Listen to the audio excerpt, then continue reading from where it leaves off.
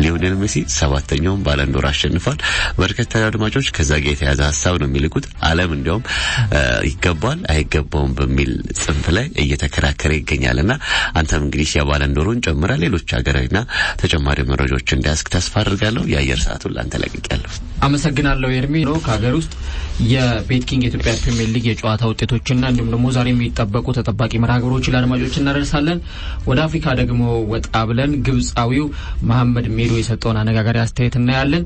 እንደዚሁም ደግሞ ወደ አውሮፓ መረጃችን ወጣ ስንል የባላንዶር ትላንትና ምሽት የነበረውን አጠቃላይ ስነ ስርዓቱ ለአድማጮች የምናደርስ ይሆናል። አንተም እንዳልከው ኤርሚ ሊዮኔል ሜሲ 7ኛውን የባላንዶር ሽልማት የግሉ አድርጓል። በርካቶችም ሊዮኔል ሜሲ ይገባዋል አይገባውም በሚል እንግዲህ የጦፈ ክርክር ውስጥ ናቸው የሚገኙት። እነዚህ ነው ሌቫንዶቭስኪ ዘረፉት ማን ነው ዘረፈው ይያሉ አሁን እዚህ መረጃዎች ነው ኤርሚ። ለማንኛውም እነሱን መረጃችን ለአድማጮች የምናደርስ ነው የሚሆነው። ከሀገር ውስጥ ስፖርታዊ መረጃዎቻችን ስንጀምር የኢትዮጵያ ከዓመት በታች ሴቶች ብሔራዊ ቡድን ለዓለም ዋንጫ ማጣሪያ እያደረገ ያለው ዝግጅት አስመልክቶ ትላንትና ጋዜጣዊ መግለጫ ተሰጥቷል። አሰልጣኝ ፍሬው ኃይለ ገብርኤል ኢትዮጵያ ከዓመት በታች ሴቶች ብሔራዊ ቡድን በቀጣይ ቀናት ለዓለም ዋንጫ ማጣሪያ ከቦትስዋናቸው ጋር ላለበት ጨዋታ በካፍ የልቀት ማዕከል ዝግጅቱን በማድረግ ላይ እንደሚገኝ ዝግጅቱም ትኩረት ያደረገው በአካል ብቃት የስነ ልቦናና እንዲሁም ደግሞ ታክቲካል ስልጠና ላይ እንደሆነ ትላንትና ህዳር 20 በኢትዮጵያ እግር ኳስ ፌዴሬሽን መሰብሰቢያ አዳራሽ በተሰጠው ጋዜጣዊ መግለጫ ላይ አስረድቷል። አጣሙ በተለይም በሴካፋ ውድድር ላይ በነበረው ጊዜ ከቦታው ከውድድሩና ከአየር ንብረቱ ጋር አዲስ በመሆኑ ተጫዋቾች ላይ የድካም ሁኔታ ተፈጥሮ ነበር። እሱን ታሳቢ በማድረግ ለዓለም ዋንጫ ማጣሪያ ጨዋታዎች አስፈላጊ የሆኑ ዝግጅቶችን በማድረግ ላይ እንደሚገኙ ገልጿል። አክለውም ቡድኑ በሴካፋ የመጀመሪያ ታሪክ ለሀገር ጽፏል። አሁን ደግሞ የውድድር አዲስ ጨዋታ አዲስ ታሪክ ነው። እኔም ለተጫዋቾቼ በተገቢው መንገድ አስረድቻቸዋለሁ። ልጆቹም ይሄንን ተረድተው በአዲስ መንፈስ በአካልም በስነ ልቦናም ዝግጁ ናቸው ማለት ገልጸው እንግዲህ ከጋዜጠኞች የቀረቡላቸውን ጥያቄዎች በመመለስ ነው እንግዲህ ጋዜጣዊ መግለጫው ያበቃው። የኢትዮጵያ የሴቶች የዓመት በታች ብሔራዊ ቡድን እንደምናስታውሰው ከጥቂት ሳምንታት በፊት በነበረው የሴካፋ ውድድር ላይ እጅግ አስደናቂ በሚባል ብቃት የሴካፋን ዋንጫ ማሸነፉ አይዘነጋም። አሁን ደግሞ እንግዲህ ሌላ ታሪክ የሚጽፍበት መድረክ ከፊት ለፊቱ ይገኛል። የዓለም ዋንጫ ማጣሪያ ጨዋታዎቹን እንግዲህ የሚያደርግ ነው የሚሆነው። ከቦትስዋና አቻው ጋር ላለበት ጨዋታም ብሔራዊ ቡድኑ ዝግጅቱን እያደረገ እንደሚገኝ ተገልጿል። በሌላ የሀገር ውስጥ መረጃችን የኢትዮጵያ ቤትኪንግ ፕሪሚየር ሊግ ክለብ ተጫዋቾች ለመከላከያ ሰራዊት የሚሆን 40 ሚሊዮን ብር ድጋፍ ለመስጠት ቃል መግባታቸው ተነግሯል። ኢትዮጵያ እግር ኳስ ፌዴሬሽን ፕሬዝዳንት አቶ ኢሳያስ ጅራና እንዲሁም ደግሞ የኢትዮጵያ ቤትኪንግ ፕሪሚየር ሊግ የቦርድ ሰብሳቢ የሆኑት መቶ አለቃ ፈቃደ ማሙ በተለይም ደግሞ በትላንትናው ዕለት በሐዋሳ በ16ቱም የፕሪሚየር ሊግ ክለቦች እንዲሁም ደግሞ ለሀገር መከላከያ ሰራዊት ድጋፍ በሚደረግበት ሂደት ዙሪያ ውይይት ማድረጋቸውን የተነገረው። የክለቡ አመራሮችም ወደ ተጫዋቾች ይህንን ተልዕኮ በመያዝ ያነጋገሩ ሲሆን ተጫዋቾችና የክለቡ አመራሮችም እንኳን እግር ኳስ መጫወት በሰላም ወጥቶ መግባት የሚቻለው ሀገር ስትኖር ነው በማለት የአንድ ወር ደሞዛቸውን ሀገርን ከመፍረስ ለመታደግ በዱር በገደሉ መስዋዕትነት የከፈለ ላለው ለሀገር መከላከያ ሰራዊት ድጋፍ እንደሚሰጡ ቃል ገብቷል። ይህን ድጋፍ ለማድረግም ቃል ከገቡት ተጫዋቾች መካከል የውጭ ሀገር አፍሪካውያን ተጫዋቾችም ይህንን እኛን የሚመለከተናል በማለት ድጋፍ ለማድረግ ወስኗል። ይህ የገንዘብ ድጋፍ ከ40 ሚሊዮን ብር በላይ እንደሚሆንም የተገለጸው። የክለቦቹ አመራሮችም ይህ ድጋፍ በደጋፊ ማህበራትን በኩል ተጠናክሮ በደም ልገሳ በኩል ለማስቀጠልም ቃል ስለመግባታቸው ነው እየተነገረ የሚገኘው ማለት ነው። ትላንትና የተደረጉ የቤትኪንግ የኢትዮጵያ ፕሪሚየር ሊግ ጨዋታዎችን ስንመለከት በቤትኪንግ የኢትዮጵያ ፕሪሚየር ሊግ የአምስተኛ ሳምንት መርሃግብሮች ትላንትና 2 ጨዋታዎች ተደርገው ነበር። ቀን 9 ሰዓት ላይ ባህር ዳር ከተማ ከመከላከያ ጋር ጨዋታቸውን አከናውነው መከላከያዎች 2-0 በሆነ ውጤት ጨዋታቸውን ማሸነፍ ችሏል። ቢኒያም በላይ በ67ኛው ደቂቃ በፍጹም ቅጣት ምት የመጀመሪያውን ጎል ማስቆጠር ሲችል በድጋሚ ደግሞ ራሱ ቢኒያም በላይ በ85ኛው ደቂቃ ሁለተኛውን ጎል በማስቆጠር ቡድኑ 2-0 በሆነ ውጤት እንዲያሸንፍ ማድረግ ችሏል ማለት ነው። ከዛ በኋላ ደግሞ ምሽት 12 ሰዓት ላይ በጣም ድንቅ ፉክክር የታየበት ጨዋታ በሰበታ ከተማና በወላይታ ዲቻ መካከል ተካሂዶ ነበር። ጨዋታውም በርካታ ጎሎችን ያስተናገደና በብዙ ጎል ሙከራዎች የታጀበ ነበር። ወላይታ ዲቻዎች 4-2 በሆነ ውጤት ማሸነፍ ችሏል ማለት ነው። በዚህኛው ጨዋታ ላይ አንተነህ ተስፋዬ እንግዲህ በራሱ መረብ ላይ ባስቆጠራት ጎል ነበር ወላይታ ዲቻዎች 1-0 መምራት የቻሉት። ነገር ግን የመጀመሪያው አጋማሽ ከመጠናቀቁ በፊት በረከት ሳሙኤል በ40ኛው ደቂቃ ላይ ለሰበታ ከነማ ጎል አስቆጥሮ በፍጹም ቅጣት ምት ጨዋታው 1-1 ሆኖ ለረፍት ወደ መልበሻ ክፍል አምርተው ነበር። ከረፍት መልስ እንደውም ሰበታ ከተማዎች በ50ኛው ደቂቃ ላይ በፍጹም ገብረ ማርያም አማካኝነት ጎል አስቆጥሮ በ50ኛው ደቂቃ ወላይታ ዲቻዎችን 2-1 መምራት ችለው ነበር። ከዛ በኋላ ግን የወላይታ ዲቻዎችን ተደጋጋሚ ጫና ፍጹም መቆጣጠር አልቻሉም። በ64ኛው ደቂቃ ላይ በረከት ወልደ ዮሐንስ ጎል አስቆጠረ። ከዛ ከ2 ደቂቃ በኋላ በ66ኛው ደቂቃ ቃል ኪዳን ዘላለም 3ኛውን ጎል ለወላይታ ዲቻ ሲያስቆጥር ምንሉ ወንድሙ ደግሞ 4ኛውን ጎል በ81ኛው ደቂቃ ላይ አስቆጥሮ ወላይታ ዲቻዎች 4-2 በሆነ ውጤት ማሸነፍ ችሏል። ይሄንም ውጤት ተከትሎ እንግዲህ ወላይታ ዲቻዎች በደረጃ ሰንጠረዡ አናት ላይ እንዲቀመጡ ወይም ደግሞ የፕሪሚየር ሊጉ መሪ እንዲሆኑ ያስቻላቸውን ውጤት ነው ማስመዝገብ የቻሉት። ትላንትና በጣም ይሄን ውጤት ለማስጠበቅ ሰበታ ከተማዎች ተፈትነው ነበር። ሆኖም ግን ውጤቱን ይዘው መውጣት አልቻሉም። 2-1 መምራት ቢችሉም ነገር ግን ከ64ኛው ደቂቃ በኋላ በተቆጠረባቸው 3 ተከታታይ ጎሎች ምክንያት 4-2 ተሸንፈው 3 ነጥብ አጥተው ከሜዳው ወጥተዋል። በአንጻሩ ወላይታ ዲቻዎች አሁንም በድንቅ ግስጋሴያቸው ያቃጠሉ ነው የሚገኙት። ምናልባት የቤትኪንግ የኢትዮጵያ ፕሪሚየር ሊግ የዘንድሮ ዓመት ሰርፕራይዚንግ ቡድን ሆኖ ነው የቀረበው ማለት ይቻላል ወላይታ ዲቻ። ዛሬም ደግሞ ሌሎች ተጠባቂ ጨዋታዎች ይኖራሉ። በቤትኪንግ የኢትዮጵያ ፕሪሚየር ሊግ የአምስተኛ ሳምንት ጨዋታዎች ቅዱስ ጊዮርጊስ ከሲዳማ ቡና ቀን 9 ሰዓት ላይ ጨዋታቸውን የሚያደርጉ ነው የሚሆነው። ይህ በጣም ተጠባቂ የሚባል መርሃ ግብር ነው። እንደዚሁም ደግሞ ምሽት 12 ሰዓት ላይ ኢትዮጵያ ቡና ከጅማ አባጅፋር ጋር ጨዋታቸውን የሚያደርጉ ይሆናል። ኢትዮጵያ ቡናዎች አሁንም በፕሪሚየር ሊጉ አጀማመራቸው ጥሩ የሚባል አይደለም።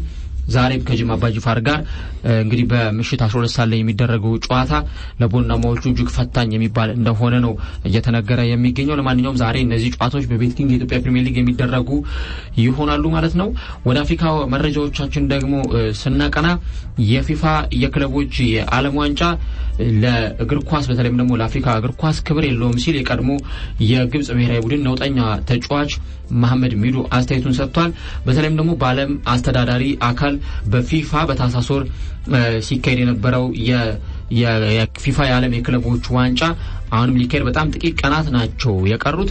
ታዲያም እንግዲህ ግብጻዊው ይህ የቀድሞ የእግር ኳስ ተጫዋች የፊፋ የዓለም የክለቦች ዋንጫ የዓለም እግር ኳስ በተለይም ደግሞ እየሄደበት ካለው ነገር አንጻር ለእግር ኳስ ለአፍሪካ እግር ኳስ ያለው ክብር በጣም ዝቅ ያለ ነው፣ ለአፍሪካ እግር ኳስ ያለው ቦታ በጣም የወረደ መሆኑ ሊታሰብበት ይገባል ሲል ነው አስተያየቱን የሰጠው። የፊፋ የክለቦች ዋንጫን ለማካሄድ መወሰኑ የአፍሪካን እግር ኳስ አለማክበር ነው ብሏል። ምክንያቱም በታህሳስ ወር ላይ የአፍሪካ ዋንጫ ብዙዎች የሚጓጉለት የካሜሩኑ የአፍሪካ ዋንጫ ይደረጋል። በዚህ ጊዜ ላይ የዓለም የክለቦች ዋንጫን ለማድረግ መወሰን ምናልባትም ደግሞ ለክለቦችና ለብሔራዊ ቡድኖች በጣም ትልቅ ጫና የሚያሳድርባቸው ነው ብሏል። ምናልባትም ደግሞ በአውሮፓ ዋንጫና በኮፓ አሜሪካ ውድድሮች ላይ ቢሆን ኖሮ ጊዜው ይህ ነገር እንደማይደረግ 100% እርግጠኛ ነኝ ሲል አስተያየቱን ሰጥቷል ሚዶ። ከዚህም በተጨማሪ የዓለም የክለቦች ዋንጫ በፊፋ የ6 የኮንፌዴሬሽኖች የአህጉራዊ ዋንጫ ይደረጋልና በቀጣይ ደግሞ በተለይም በአፍሪካ ዋንጫ ጥር መጀመሪያ ላይ ሲደረግ የአፍሪካ ቡድኖች የዝግጅት ጊዜ ላይ ነው የሚገኙት። ስለዚህም አብዛኞቹ ተጫዋቾች በእንደነዚህ አይነት ጊዜ ላይ ስለሚገኙ ክለቦችን እንኳን የማያገለግሉበት ነገር ይፈጠራል። ይህ ይሁንና ታዲያ እንደዚህ አይነት ውድድር በዚህኛው የአፍሪካ ዋንጫ ሊደረግ ዋዜማ ላይ ውድድር መደረጉ የፊፋ አስተዳዳሪ ለአፍሪካ እግር ኳስ ያለውን ዝቅ ያለ ግምትና ክብር የሚያሳይ ነው ብሏል። በተለይም ደግሞ ይህ የውድድር ፎርማት ምናልባት በአውሮፓ ዋንጫና በኮፓ አሜሪካ እንዲሁም ደግሞ በሌሎች የኤዥያ ዋንጫዎች ላይ በሚደረግበት ወቅት ላይ ቢሆን ኖሮ ፊፋ ይሄን ነገር አያደርገውም ነበር ሲል መሐመድ ሚዶ አስተያየቱን ሰጥቷል ማለት ነው። ወደ አውሮፓ መረጃዎቻችን ደግሞ ስናቀና ትናንትና በጉስ ሲጠበቅ የነበረው የባሎንዶር ሽልማት ተካሂዷል። ፍራንስ ፉትቦል የሚያዘጋጀው ይህ የባሎንዶር ሽልማት በአመት ውስጥ በጣም ድንቅ ብቃት ያሳዩና በግላቸውም ካሳዩት ብቃት በተጨማሪ ክለባቸውን ውጤታማ ማድረግ የቻሉ ተጫዋቾች የሚሸለሙበት ሽልማት ነው። እንግዲህ በዚህኛው ውድድር ላይ በተከታታይ አመታት በተለይም ያለፉትን 10 አመታት መሀል ላይ ሉካ ሞድሪች ከወሰደበት ጊዜ በስተቀር በተከታታይ ጊዜያት ሊዮኔል ሜሲና ክሪስቲያኖ ሮናልዶ ናቸው ይሄንን ክብር ያሳኩ መቀጠል የቻሉት። በተለይም ደግሞ ሁለቱ ተጫዋቾች በዓለም እግር ኳስ ላይ የፈጠሩት ዶሚናንሲና የፈጠሩት ፈርጣማ ጉልበት በሁለቱ መካከል ተጫዋቾች እንዳይገቡ አስችሎ ነበር። በኋላ ላይ ግን ሉካ ሞድሪች ይሄን ነገር ማንሳት ችሏል። ሊዮኔል ሜሲ 6ኛውን ባሎንዶር ከማሸነፉ በኋላ በተለይም ደግሞ በኮቪድ ምክንያት የባሎንዶር ስነ ስርዓት አልተካሄደም ነበር። ያም ይሁንና እንግዲህ በባለፈው አመት ያንን ነገር ለማካካስ ዘንድሮ ነው በተለየ ድምቀት የባሎንዶር ሽልማት ተካሂዶ ነበር። እንግዲህ ወደ 10 የሚጠጉ የመጨረሻ እጩዎች ባሉበት ነበር ትላንትና የባላንዶር ሽልማት የተካሄደው። እነማን ምን ደረጃ ይዘው አጠናቀቁ የሚለውን እንመለከታለን። እንግዲህ ጂያንሉጂ ዶናሩማ ጣሊያናዊው ግብ ጠባቂ 36 ነጥብ በመሰብሰብ 10ኛ ደረጃን ይዞ ማጠናቀቅ ችሏል። ይህ ግብ ጠባቂ በአውሮፓ ዋንጫ ጣሊያን ብሔራዊ ቡድን ሻምፒዮን ስትሆን በጣም ትልቅ አስተዋጽኦ ማበርከት የቻለ ድንቅ ግብ ጠባቂ ነው። 10ኛ ደረጃን ይዞ ማጠናቀቅ ችሏል። ኬሊያን ምባፔ በ58 ነጥብ 9ኛ ደረጃን ይዞ ማጠናቀቅ ችሏል። የፈረንሳዩ ተጫዋች በጣም ጥሩ የሚባል እንቅስቃሴን ከፓሪሱ ክለብ ጋር ማሳየት የቻለ ተጫዋች ነው። ያው ተስፋ የሚጣልበት ተጫዋች ከመሆኑ ጋር በተያያዘ ቀጣዮቹ ጊዜያቱም ለዚህ ተጫዋች የሚጠበቁ ናቸው። ኬቨን ደብሮይነ ደግሞ በ73 ነጥቦች 8ኛ ደረጃን ይዞ ማጠናቀቅ ችሏል። እንዲሁ ደግሞ ክርስቲያኖ መሐመድ ሳላ በ7ኛ ደረጃ ላይ ተቀምጧል። 121 ነጥቦችን ነው ማሳካት የቻለው። ምናልባትም ደግሞ መሐመድ ሳላ በዘንድሮ ውድድር ዓመት አሁን ያሳያለውን ወጥና ምርጥ ብቃት ማስቀጠል የሚችል ከሆነ የቀጣዩ ዓመት የባላንዶር አሸናፊ እንደሚሆን ገና ከሆኑ ቅርብ ግምት እየተሰጠው ይገኛል። ፖርቹጋላዊ ኮከብ ክርስቲያኖ ሮናልዶ 178 ነጥቦችን በማግኘት 6ኛ ደረጃን ይዞ አጠናቋል። ክርስቲያኖ ሮናልዶ በተለይም ደግሞ በባለፈው ዓመት በዩቬንቱስ የነበረውን ቆይታ እናስታውሳለን። ክለቡ ዩቬንቱስም ውጤታማ መሆን አልቻለም። ከሀገሩ ፖርቹጋልም ጋር በአውሮፓ ዋንጫው እስከ መጨረሻው ድረስ አልተጓዘም ነበር። ክርስቲያኖ ሮናልዶ በግሉ አስደናቂ የሆኑ ሪከርዶችን ሲሰብር ቢቆይም ነገር ግን ትላንትና በወጣው የባላንዶር ደረጃ መሰረት 6ኛ ደረጃን ነው ይዞ ማጠናቀቅ የቻለው በ178 ነጥቦች። ክርስቲያኖ ሮናልዶ በትላንትናው የባላንዶር ሽልማት ላይም እንዳልተገኘ ነው የተመለከተነው። ንጎሎ ካንቴ 186 ነጥቦችን በማግኘት 5ኛ ደረጃን ይዞ አጠናቋል። ይህ ተጫዋች በተለይም ደግሞ በቼልሲ እግር ኳስ ክለብ ውጤታማ እንቅስቃሴን ነው ማሳየት የቻለው። ቼልሲዎች የአውሮፓ ቻምፒየንስ ሊግና የሱፐር ካፕ ዋንጫን ሲያሳኩ በጣም ጥሩ የሚባል ግስጋሴ እንዲያደርጉ ምርጥ አቋሙን ማሳየት የቻለ ተጫዋች ነበረ። ካሪም ቤንዜማ ደግሞ የሪያል ማድሪዱ ተጫዋች 239 ነጥቦችን በማስመዝገብ 4ኛ ደረጃን ይዞ ማጠናቀቅ ችሏል። ይህ ተጫዋች በሪያል ማድሪድ ካሳየው ድንቅ ብቃትም ባለፈ በሀገሩ ብሔራዊ ቡድን የቀረበለትን ከረጅም ጊዜ በኋላ በቀረበለት ጥሪ መሰረት ወደ አውሮፓ ዋንጫ በማምራት ለሀገሩ ድንቅ ብቃትን በማሳየት ጎሎቹንም ሲያስቆጥር እንደነበረ እናስታውሳለን። ቤንዜማ 4ኛ ደረጃን ይዞ አጠናቋል። ከዛ በኋላ ከ1 እስከ 3 ያሉት ናቸው እንግዲህ ተጠባቂዎቹ። ጆርጂኒዮ 460 ነጥቦችን በማግኘት 3ኛ ደረጃን ይዞ አጠናቋል። ይህ ተጫዋች በባለፈው ዓመት በጣም ስኬታማ የሚባል ጊዜን ማሳለፍ የቻለ ተጫዋች ነበር። በተለይም ደግሞ ክለቡ የቼልሲ እግር ኳስ ክለብ በሱፐር ካፕና በአውሮፓ ቻምፒየንስ ሊግ ላሳየው ስኬታማነት እንዲሁም ደግሞ የጣሊያን ብሔራዊ ቡድን በአውሮፓ ዋንጫው እስከ ዋንጫው ድረስ ተጉዞ ዋንጫውን ሲያነሳ የጆርጂኒዮ ሚና ትልቅ ነበረ። በ460 ነጥቦች 3ኛ ደረጃን ይዞ አጠናቋል። ከዛ በኋላ ብዙዎችን ያነጋገረው እንግዲህ ሁለተኛና አንደኛ ማን ይሆናል የሚለው ነበር። 2ኛ ደረጃን ይዞ ማጠናቀቅ የቻለው ሮበርት ሌቫንዶቭስኪ ነው። ፖላንዳዊው አጥቂ በዚህኛው የባላንዶር ሽልማት 2ኛ ደረጃን ይዞ ማጠናቀቅ ችሏል። በዚህኛው ደረጃ ላይ እንግዲህ 500 ነጥቦችን ነው ማግኘት የቻለው። ሊዮኔል ሜሲ ደግሞ በ613 ነጥቦች 1ኛ ደረጃን ይዞ የባላንዶር አሸናፊ ሆኗል ማለት ነው። በተለይም ደግሞ በጣም ከዛ በኋላ በርካታ ሀሳቦች ነበሩ ሲነሱ የነበሩት። ሊዮኔል ሜሲ ይህን ነጥብ ከማግኘቱ ባሻገር ምን አይነት ነገሮችን አሳክቷል የሚለው ነበር ሲታይ የነበረው። በባየር ሙኒክ ጥሩ እንቅስቃሴ ያሳየውና በክለቡ ውጤታማ ጊዜያትን በግሉም ምርጥ ጊዜ ማሳለፍ የቻለው ሮበርት ሌቫንዶቭስኪ እያለ እንዴት ሊዮኔል ሜሲ ይህ ሽልማት ይወስዳል የሚሉ በርካታ አስተያየቶች ከዛ በኋላ ሲሰጡ ነበረ ማምሻውን የነበረው።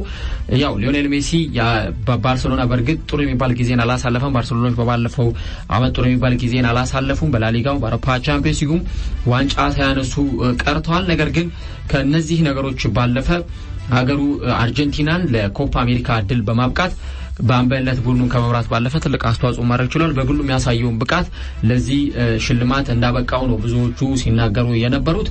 እናም ሊዮኔል ሜሲ ትላንትና 7ኛውን ባሎንዶር ማሸነፍ ችሏል ማለት ነው። በባሎንዶር የክብር ደረጃ ከተመለከተነው እንግዲህ አሁን በ2 ደረጃ ከፍ ብሏል።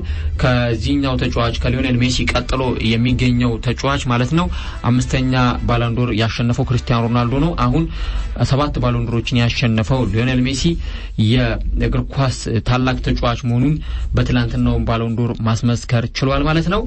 ትላንትና ከነበረው ከባሎንዶር ሽልማት ጋር በተያያዘ ሌሎችም ሽልማቶች ነበሩ። የያሲን ትሮፊ ወይም ደግሞ የግብ ጠባቂዎች ሽልማትም ትላንትና እንደዚሁ ተካሂዶ ነበረ። ወደ 10 የሚጠጉ ግብ ጠባቂዎች በዚህ ሽልማት ውስጥ ነበሩ። የኢንተር ሚላኑ ሳሚር ሃንዳኖቪች 10ኛ ደረጃ ላይ ተቀምጧል። እንዲሁም ደግሞ የቀድሞ የሪያል ማድሪድ ግብ ጠባቂ ኬለር ናቫስ የፔዥው የግብ ዘብ ማለት ነው በ9ኛ ደረጃ ላይ ተቀምጧል። የሪያል ማድሪዱ ቤልጂየማዊ ግብ ጠባቂ ቲባው ኮርቷ 8ኛ ደረጃ ላይ ሲቀመጥ የሌስተር ሲቲውና እንዲሁም ደግሞ የዴንማርኩ ግብ ጠባቂ ካስፐር ሽማይክል 7ኛ ደረጃ ላይ ተቀምጧል። በተለይ የግብ ጠባቂ በአውሮፓ ዋንጫው ላይ ዴንማርክ ሀገር ውስጥ ከግማሽ ፍጻሜ ድረስ እንድትጓዝ ትልቁን አስተዋጽኦ ያበረከተ ተጫዋች ነው ወይም ግብ ጠባቂ ነው። ከዛም በኋላ በ6ኛ ደረጃ ላይ ደግሞ አርሰናሎች ለአስተን ቪላ አሳልፈው የሰጡት ግብ ጠባቂ ኤሚሊያኖ ማርቲኔዝ በዚህኛው ደረጃ ላይ ተቀምጧል። ይህ ግብ ጠባቂም ሀገሩ አርጀንቲና በኮፓ አሜሪካ ላይ ዋንጫ እንድታነሳ ትልቁን አስተዋጽኦ ያበረከተ ግብ ጠባቂ ነው። ከዛ በኋላ ከ1 እስከ 5 የወጡት እነማን ናቸው የሚለውን ስንመለከት ማኑኤል ኑዌር 5ኛ ደረጃ ላይ ተቀምጧል። የባየር ሙኒኩና የጀርመን ብሔራዊ ቡድን ግብ ጠባቂው ማኑኤል ኑዌር 5ኛ ደረጃን ይዞ ማጠናቀቅ ችሏል። 4ኛ ደረጃ ላይ ደግሞ የተቀመጠው ኤደርሰን ሞራይስ ነው። የግብ ጠባቂ የማንቸስተር ሲቲና የብራዚል ግብ ጠባቂ እንደሆነ ይታወቃል። 4ኛ ደረጃን ይዞ ማጠናቀቅ ችሏል። 3ኛ ደረጃ ላይ ደግሞ ይዞ ማጠናቀቅ የቻለው ኦብላክ ነው። ያን ኦብላክ እንግዲህ የአትሌቲኮ ማድሪዱ ግብ ጠባቂ 3ኛ ደረጃን ይዞ ማጠናቀቅ ችሏል። 2ኛ ደረጃ ላይ ደግሞ ይዞ ያጠናቀቀው ኤድዋርድ ሜንዲ ነው። የቼልሲው እና እንዲሁም ደግሞ የሴኔጋል ብሔራዊ ቡድን ግብ ጠባቂ የሆነው ኤድዋርድ ሜንዲ 2ኛ ደረጃን ይዞ ማጠናቀቅ ችሏል። 1ኛ ደረጃን ደግሞ ይዞ ያጠናቀቀው ጁዋን ሉጂ ዶናሩማ ነው። የፓሪስ ሰን ዠርማንና የጣሊያን ብሔራዊ ቡድን ግብ ጠባቂ ይህንን ስኬት ማሳካት ችሏል። ብዙዎቹም እዚህኛው ላይም ጥያቄ አላቸው። በእርግጥ የጁዋን ሉጂ ዶናሩማ ብቃት አሳማኝ ቢሆንም ነገር ግን ኤድዋርድ ሜንዲ በባለፈው ዓመት ካሳየው ተደናቂ ብቃት አንጻር ይህ ሽልማት ይገባው ነበር ሲሉ ብዙዎች አስተያየታቸውን ሰጥተዋል ማለት ነው። ወደ ሴቶቹ ደግሞ ስንመጣ የባላንዶር አሸናፊ የሆነችው የባርሴሎናዋ አሌክስ ፖቴያስ ምርጥ የሴት ተጫዋች በመባል ተመርጣለች። ፖቲያስ በተለይም ደግሞ በአጥቂ አማካይ ስፍራ ላይ ስትጫወት ባርሴሎና በባለፈው አመት የሶስትዮሽ ዋንጫን ሲያሳካ ቁልፍ ሚና የተጫወተች ተጫዋች ነበረች። ይህች ተጫዋች እንግዲህ ሴቶች የባላንዶር ሽልማት ላይ የመጀመሪያውን ደረጃ በመያዝ ልክ እንደ ሊዮኔል ሜሲ ሁሉ ሽልማት ማግኘት ይችላልች ማለት ነው። በብዙዎች ስትጠበቅ የነበረችው የአርሰናሏ ቪቫን ሜዴማ ደግሞ 4ኛ ደረጃ ነው ይዛ ማጠናቀቅ የቻለችው። ይህች ተጫዋች በቢቢሲ ስፖርት የአመቱ ምርጥ ተጫዋች ሽልማትን ግን በትላንትናው ዕለት መውሰዷ ተረጋግጧል ማለት ነው። ወደ ኮፓ ትሮፊ ወይም ደግሞ ወደ ወጣቶቹ ሽልማት ደግሞ ስንመጣ ከ1 እስከ 10 እንግዲህ ከ21 አመት በታች ያሉ ወጣቶች ትላንትና ያለ ደረጃቸውና እንዲሁም ደግሞ ውጤታቸው ማወቅ ችሏል። ጀርሚ ዶኩ በ10ኛ ደረጃ ላይ ነበር እንግዲህ ይዞ ማጠናቀቅ የቻለው። ጆቫን ሬና የቦሩሲያ ዶርትመንዱ ተጫዋች 9ኛ ደረጃ ላይ ይዞ ማጠናቀቅ ችሏል። ሪያን ግራንቨርች የአያክሱ ተጫዋች 8ኛ ደረጃን ይዞ ሲያጠናቀቅ የባየር ሌቨርኩሰኑ ፍሎሪን ዌርትዝ 7ኛ ደረጃን ይዞ ማጠናቀቅ ችሏል። በአርሰናል ድንቅ ጊዜን እያሳለፈ የሚገኘው እንግሊዛዊው ወጣት ተጫዋች ቡካዮ ሳካ 6ኛ ደረጃን ይዞ ማጠናቀቅ ችሏል። የማንቸስተር ዩናይትዱ ሜሰን ግሪንውድ ደግሞ በዚህኛው የባላንዶር ሽልማት 5ኛ ደረጃን ይዞ ማጠናቀቅ ሲችል የፔዥው ኑኖ ሜንዴዝ 4ኛ ደረጃን ይዟል። ጀማል ሞሴላ የባየር ሙኒኩ ተጫዋች 3ኛ ደረጃ ይዟል። እንዲሁ ደግሞ ጁዲ ቢሊንጋም የቦሩሲያ ዶርትመንዱ ተጫዋች 2ኛ ደረጃን ሲይዝ ፔድሪ ደግሞ 1ኛ ደረጃን በመያዝ የዚህኛው ሽልማት ባለቤት መሆኑን አረጋግጧል። ፔድሪ ከ1 ሳምንት በፊት የጎልደን ቦይ ሽልማት ማግኘቱ ይታወሳል። ከ1 ሳምንት በኋላ እንግዲህ ይሄኛውን ሽልማት ደግሞ አግኝቷል። በ2 ሳምንት ውስጥ ትልልቅ የሚባሉ ሁለት ሽልማቶችን ነው ማግኘት የቻለው ማለት ነው። የአመቱ ከፍተኛ ግብ አስቆጣሪ ደግሞ የሆነው በውድድር አመቱ ድንቅ ብቃትን ያሳየውና የባላንዶር ሁለተኛ አሸናፊ መሆኑ የተረጋገጠው ሮበርት ሌቫንዶቭስኪ የአመቱ ምርጥ ከፍተኛ ጎል አስቆጣሪ ተብሏል። በ2021 በውድድር አመት በአጠቃላይ 64 ጎሎችን በሁሉም ውድድር መድረኮች በማስቆጠር ምርጥ አጥቂነቱን የጎል ጨራሽነቱን አስመስክሯል። ሮበርት ሌቫንዶቭስኪ የአመቱ ምርጥ ጎል አስቆጣሪ ሆኖ ተመርጧል ማለት ነው። የአመቱ ምርጥ ክለብ ደግሞ የለንደኑ ክለብ ቼልሲ ሆኖ ተመርጧል። በባለፈው አመት በተለይም ደግሞ ከግማሽ አመት በኋላ ቶማስ ቱሄል ወደ ቡድኑ ከተቀላቀሉ በኋላ ምርጥ ለውጥ አሳይቷል።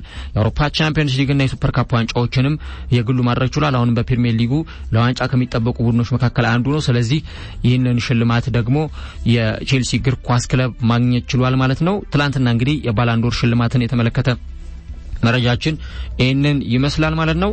ወሌሎች መረጃዎቻችን ስናቀና ትላንትና በስፔን ላ ሊጋ ኦሳሱና ከኤልቼ ጨዋታቸውን አድርገው ነበር። በዚህ ጨዋታ ላይ መሸናነፍ አልቻሉም። ሁለቱም ቡድኖች አንዳቸው በሆነ ውጤት ነው ጨዋታቸውን ማጠናቀቅ የቻሉት ማለት ነው። ኦሳሱና ከኤልቼ ጋር ባደረጉት ጨዋታ ዛሬ ደግሞ የሚጠበቁ ጨዋታዎች ይኖራሉ በተለያዩ ሊጎች። በእንግሊዝ ፕሪሚየር ሊግ በሚደረጉ ጨዋታዎች ኒውካስትል ዩናይትድ ከኖርዊች ሲቲ ምሽት 4:30 ጨዋታቸውን ያደርጋሉ። ሁለቱም ቡድኖች እንግዲህ በውጤት አጣብቂኝ ውስጥ ናቸው የሚገኙት። ኒውካስትል ዩናይትዶች ሲብሩስን ካሰናበቱ በኋላ ኤዲ ሃውን ወደ ክለቡ አምጥተው ነበር። ነገር ግን ባረጉት በመጀመሪያ ጨዋታ በአርሰናል 2-0 በሆነ ውጤት ኤሚሬትስ ላይ ተሸንፈዋል ባሳለፍነው ቅዳሜ። ዛሬ ደግሞ እንግዲህ ከኖርዊች ሲቲ ጋር ነው ይሄንን ጨዋታቸውን የሚያደርጉት። ኖርዊቾችን በተመሳሳይ በውጤት ቀውስ ውስጥ ነው የሚገኙት። በተለይም ደግሞ አሰልጣኝ ካሰናበቱ በኋላ ዲኒስ ሚዚን ወደ ክለባቸው ያመጡት ኖርዊቾች አሁንም እድል አልቀናቸውም። ዛሬ ምሽት 4:30 ላይ በሴንት ጄምስ ፓርክ የሚደረግ ጨዋታ ነው። እንዲሁም ደግሞ ምሽት 5:15 ሲሆን የሚጀምረው የሊድስ ዩናይትድ እና የክሪስታል ፓላስ ጨዋታ ሌላኛው ተጠባቂ ጨዋታ ነው። በዚህኛውም ጨዋታ ላይ ሊድሶች እንደዚሁ የሚያደርጉት ጨዋታ ከክሪስታል ፓላስ ጋር ይጠበቃል። ፓትሪክ ቬራ በዛሬው ጨዋታ ላይ ይዞት የሚገባው አሰላለፍና እንዲሁም ደግሞ ሊድሶችን በቀላሉ አይለቃቸውም የሚሉ መረጃዎች ናቸው እየወጡ የሚገኙት። በጣሊያን ሴሪም የሚጠበቁ ጨዋታዎች ይኖራሉ። አታላንታ ከቬኔዚያ እንዲሁም ደግሞ ፊዮረንቲና ከሳምፒዶሪያ ምሽቱ 2:30 ሲል ጨዋታቸውን ያደርጋሉ። እንዲሁም ደግሞ ምሽቱ 4:45 ሁለት ጨዋታዎች ይደረጋሉ። ሄላስ ቬሮላ ከካግሊያሪ ጨዋታቸውን ሲያደርጉ ሳላሪታና ከዩቬንቱስ ጋር ጨዋታቸውን ያደርጋሉ። በውጤት ቀውስ ውስጥ የሚገኙት ዩቬንቱሶች ይህንን ጨዋታ በትልቅ ትኩረት እንደሚመለከቱት ነው እየተነገረ የሚገኘው ማለት ነው። ወሌሎች መረጃዎቻችን ስናቀና ሮበርት ሉቫንዶቭስኪ ለሊዮኔል ሜሲ የ7ኛ የባሎን ዶር ድል ምላሹን ሰጥቷል። ሮበርት ሉቫንዶቭስኪ ሊዮኔል ሜሲ ትላንት ምሽት 7ኛውን የባሎን ዶር ሽልማት ካገኘ በኋላ በትዊተር ገጹ ላይ መልእክቱን አስቀምጧል። ለሊዮኔል ሜሲና እንደዚሁም ደግሞ በእንስቶች የባሎን ዶር አሸናፊ መሆን የቻለችው አሌክስ ፑቴላስን እንኳን ደስ አላችሁ ማለት ተፈልጋለሁ። እንዲሁም ለተመረጡ ተጫዋቾች በሙሉ እንኳን ደስ አላችሁ፣ ያመጡ ምርጥ አጥቂ ሽልማትን አሸንፊያለሁ እና ማንም ተጫዋች ያለ ጠንካራ ስራ እና ያለ ቡድን ስራ እንዲሁም ደግሞ ታማኝ አድናቂዎች ይህንን የግለሰብ ሽልማት ማግኘት አይችልም። ከኋላው ብዙ ደጋፊዎች አሉት። እናም ለደገፋችሁኝ ሁሉ አመሰግናለሁ ሲል ነው ይህንን አስተያየት ያሰፈረው። በተለይም ደግሞ ባለፈው የውድድር ዓመት በጣም በርካታ ጎሎችን ያስቆጠረው ሮበርት ሉቫንዶቭስኪ ይህንን ሽልማት ያገኛል ተብሎ ሲጠበቅ ነበር። ነገር ግን የዓመቱ ምርጥ አጥቂ ወይም ደግሞ ኮከብ ጎል አስቆጣሪ የሚለውን ሽልማት በማግኘቴ በጣም ደስተኛ ነኝ። ለሊዮኔል ሜሲና እንደዚሁም ደግሞ ለአሌክሲያ ፑቴላስ እንኳን ደስ አላችሁ ማለት ፈልጋለሁ ብሏል። ምናልባት በቀጣይ ጊዜም ሁለቱ ተጫዋቾች ሊፋለሙ የሚችሉበት እድል እንዳለ በባሎን ዶር እየተነገረ ይገኛል ማለት ነው። ወደ ፓሪስ ሰን ጀርማ ስናመራ ኔይማር ጉዳት እንዳጋጠመው ተገልጿል። በተለይም በባለፈው ከሴኒቴ ጋር ባደረጉትና 3-1 ባሸነፉበት ጨዋታ ላይ ፓሪስ ሰን ጀርማዎች በጣም ተደጋጋሚ የሆነ ፋውል ሲሰራበት የነበረው ኔይማር ጁኒየር በስተመጨረሻም የቁርጭምጭሚት ጉዳት አጋጥሞት ከሜዳ መውጣቱ ተነግሯል። የ29 ዓመቱ ተጫዋች እንግዲህ በ72 ሰዓታት ውስጥ ተጨማሪ ሕክምናዎች እንደሚደረጉለት ነው እየተነገረ የሚገኘው። ተጫዋቹ ምናልባትም ለበርካታ ጊዜያት ከዚህ በኋላ ከሜዳ ላይ እንደሚሽል ተነግሯል።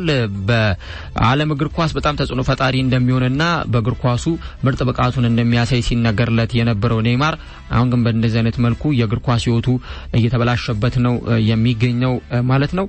ወደ ሌሎች መረጃዎቻችን ስናቀና ደግሞ ራልፍ ራኒክ በአርሰናል ጨዋታ ላይ ይመራሉ ወይ የሚለው ነገር አሁንም አጥያቂ እንደሆነ ነው። ማንቸስተር ዩናይትድ አዲሱ አለቃቸው ራልፍ ራኒክ በተለይም ደግሞ ወደ ክለቡ መምጣታቸው ከተረጋገጠ በኋላ የቪዛ ጉዳያቸው እስከሚጠናቀቅ ድረስ በማይክል ካሪክ ቡድኑ እንዲመራ መወሰኑ ይታወሳል። ቡድኑ በአውሮፓ ቻምፒየንስ ሊግና እንደዚሁም ደግሞ ባሳለፍነው እሁድ ዕለት በተለይም ደግሞ ከቼልሲ ጋር በነበረው ጨዋታ ላይ ካሪክ ነበር ቡድኑን ሲመራ የቆዩ። አሁንም ሐሙስ ዕለት በሚጠበቀው ከአርሰናል ጋር በሚያደርጉት ጨዋታ ላይ የራልፍ ራኒክ የመኖር ጉዳይ አጠራጣሪ ሆኗል ማለት ነው። በተለይም ደግሞ በዛሬው ዕለት ማለዳ ላይ ዩናይትዶች ይህንን ነገር ለማስተካከል አንዳንድ ነገሮችን ያደርጋሉ እየተባለ ነው የሚገኘው። ካሪክ ሁለት በስታንፎርድ ብሪጅ ራኒክ በቡድኑ ምርጫው ላይ ምንም አይነት ግባት አልነበረውም ብሎ ቢናገርም ነገር ግን በሮናልዶ አለመኖር ላይ በተለይም ደግሞ ራልፍ ራኒክ እጃቸው እንደነበረበት ሲነገር ነበር። ካላቸው የሚያጫወት ሂደት አንጻር ከዚህ በኋላ ክርስቲያኖ ሮናልዶ በራልፍ ራኒክ ስር የመጫወት እድል ላይኖረው እንደሚችል ነው ሲነገር የነበረው። በባለፈው ጨዋታ ላይ የሮናልዶ አለመሰለፍና ወደ ተጠባባቂ ወንበር መውረድ የካሪክና እንደዚሁም ደግሞ የሌሎቹ ውሳኔ ሳይሆን ራልፍ ራኒክ በቀጥታ ያስተላለፉት ውሳኔ እንደሆነ ሲነገር ነበር። ለማንኛውም እኛ አሰልጣኝ በቀጣዩ የአርሰናል ጨዋታ ላይ ይኖራሉ ወይስ አይኖሩም በሚለው ነገር አጠራጣሪ ሆኗል። እሱን ነገር ደግሞ በቀጣይ የምንመለከተው ነው።